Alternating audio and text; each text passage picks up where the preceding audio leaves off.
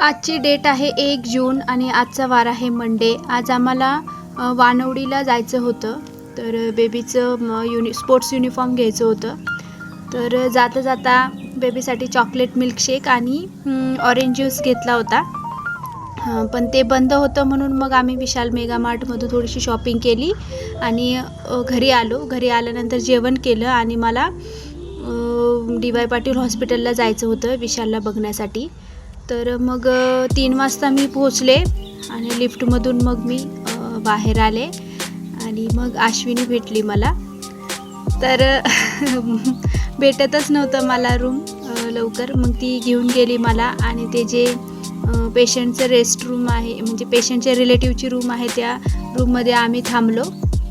छान होतं, म्हणजे AC होती त्या रूममध्ये, मस्त होतं. तर तिकडे थोडा वेळ थांबलो. नंतर मग कॉफी प्यायला खाली गेलो आणि मग नंतर मग घरी जाताना थोडेसे फोटो काढले आणि नंतर मग तिकडे डोसा खाल्ला आणि चहा पिला.